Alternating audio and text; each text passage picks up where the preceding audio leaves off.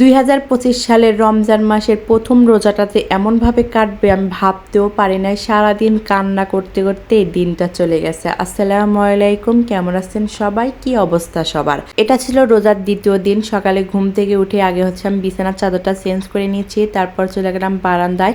যত্ন না নিলে কোনো কিছুই মনে হয় ভালো থাকে না, যেটা আমার এই গাছকে দেখে বোঝা যাচ্ছে। 2 দিন ধরে যত্ন নিয়ে দেখে গাছগুলোর অবস্থা হয়ে গেছে কি ফুলগুলো মারা গেছে, তাই একটু পরিষ্কার করে নিচ্ছিলাম। আর গত 2 দিন যে আমার উপর দিয়ে গেছে, রোজার প্রথম থেকে শুরু করে গত 2 দিন মানে শনিবার আর রবিবার, এই 2 দিন যে কিভাবে কাটছে আমি ভাবতেও পারি না। প্রথম রোজায় তো অনেক কিছুই প্ল্যান ছিল, কিন্তু কোনো কিছুই করা হয় না, যেহেতু আমার মেয়েটা হঠাৎ করে এমন অসুস্থ হয়ে পড়ছিল। আমরা তো সবাই অনেক কান্না করছি, আমি তো বিশেষ করে কান্না একদম ভেঙে পড়ছিলাম।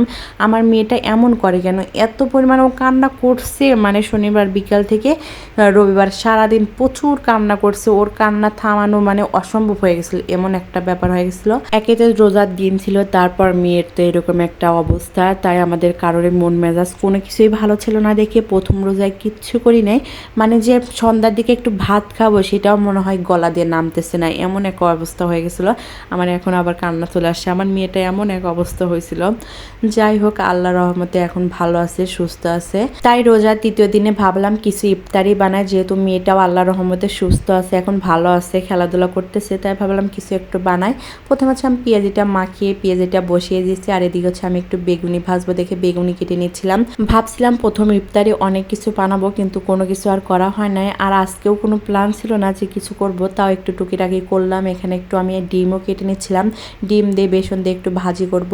এটাও কিনেছিলাম, চাকচাক করে কেটে নিয়েছি, মানে 2টা ডিম না 2টা না মনে হয় 3টা ডিম নিয়েছিলাম, নিয়ে 4 ফানা করে কাটছি। এরপর ডিমটা দিয়ে বেসনটা আমি গলে নিয়েছি, এখানে দিয়ে তারপর একটু হালকা এটা মাখিয়ে তারপর তেলে ছেড়ে দিলাম। এই তো এখানে আমি সবগুলো দিয়ে দিচ্ছি। আর এখানে 2টা চপও দিয়েছি, চপ দুটার ভিডিও করতে পারিনি, যেহেতু এক হাতে সব কিছু করা। আর মেয়েটা একটু পরে পরে এসে কোলে উঠতেছে, বলতেছে আমাকে কোলে নেও, তাই ওকে একটু সময় দিচ্ছিলাম, কারণ ওকে সময় দেওয়া হচ্ছে আমার সবচেয়ে বেশি দরকার। কারণ ওই এত পরিমাণ গতকাল ভয় পাইছে যা বলার বাহিরে। আমি তো পুরা কান্না করে দিয়েছি, কারণ আমি আমার মেয়ের কোনো কিছুই সহ্য করতে পারি না। ছোটবেলা থেকেই ওর যখন কোনো কিছু হয়েছে সবার আগে আমি ভেঙে পড়ছি, কারণ ওর কোনো কিছু আমি সহ্য করতে পারি না।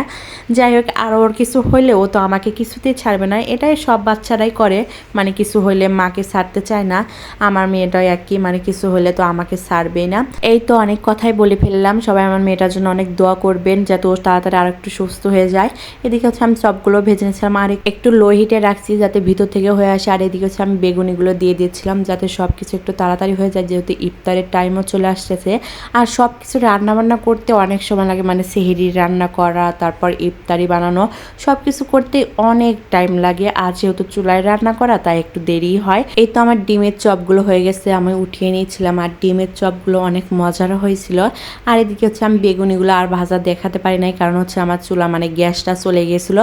পরে আমি উপরে নিয়ে সব কিছু ভেজে নিয়েছি, তাই আর ভিডিও করা হয় নাই। মানে এক হাতে সব কিছু করতে অনেক সময় লাগে, অত ম্যানেজ করতে খুবই কষ্ট হয়।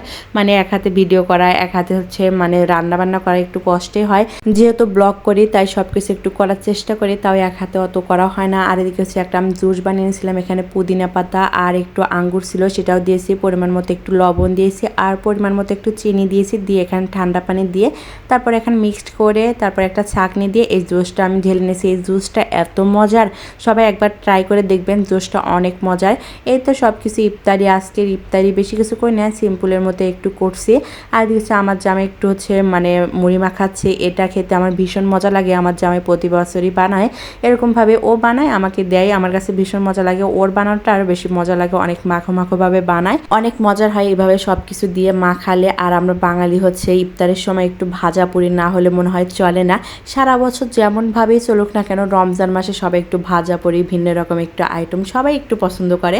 আমার কাছেও ভালো লাগে, কিন্তু সব সময় ভালো লাগে না, মানে প্রত্যেক দিন যে একটু এরকম ভাজা পুরি খাবো এটা একদমই পছন্দ না, একটু হেলদি খাবারও খেতে হয়। এতে সব কিছু মিলে আজকের ভিডিও এখানেই শেষ করলাম। সবাই ভালো থাকবেন, সুস্থ থাকবেন, আল্লাহ হাফেজ।